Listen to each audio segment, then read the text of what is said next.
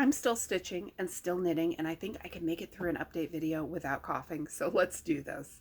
Hi Flosstube, I'm Michelle. This is my romantic tangle. It is Tuesday, January 31st, 2023, and I'm excited about the fact that I know what date it is, let alone anything else. My schedule changed unexpectedly. I hope this is temporary, but it's keeping things interesting. And I have a few minutes to do a quick Flosstube update, so that is what we're going to do.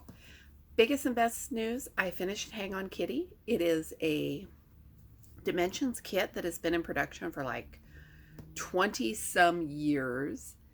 It's the one you see in every craft store that has even a tiny craft section. And I never wanted to stitch this because I would say I don't stitch cats. You've seen how many cats I've stitched. I'm not a cat person anymore. I used to be until a decade of living with my daughter's cat, and that cat cured me of being a cat person, but this one kept calling to me.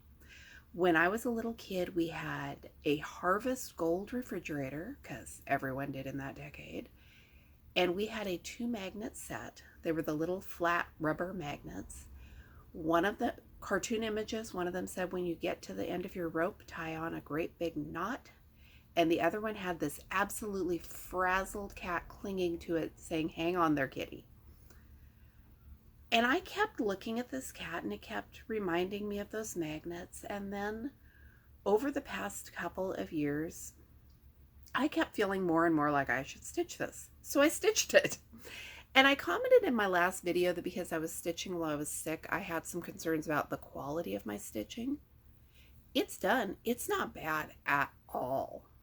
I'm not going to enter it in a competition. I'm not going to turn it over to someone who critiques the intricacies of counted cross stitch, but I'm very happy with it.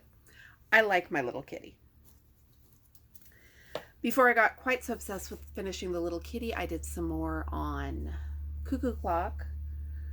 I think this is a gear that's part of the mechanism of the clock, or maybe it's a water wheel. I spent a silly amount of time trying to figure out what these little pieces are as I'm working on them.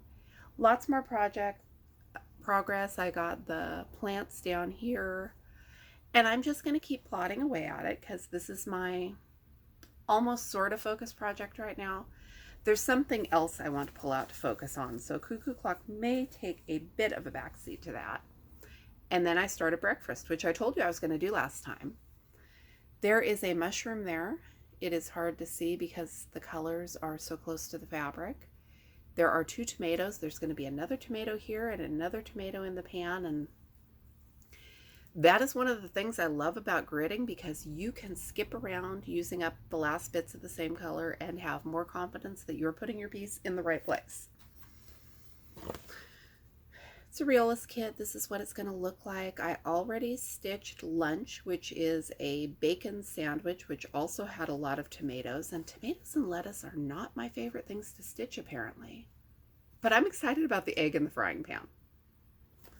And the mushrooms have a ridiculous amount of wonderful shading and blended threads. And it is just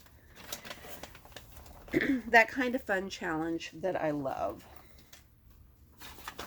And even when I look at the pieces of it that look like they're going to be a lot, there is not much floss here. This is a small project. So I hope to have it done soon. I showed you the shawl that I had just started 12 days ago when I did my last Flosstube update. Did I say I've been knitting?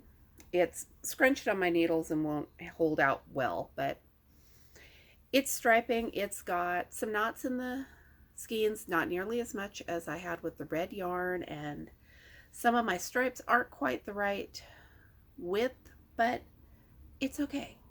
Nobody else was going to work with this. Well, I shouldn't say nobody else was going to work with this yarn.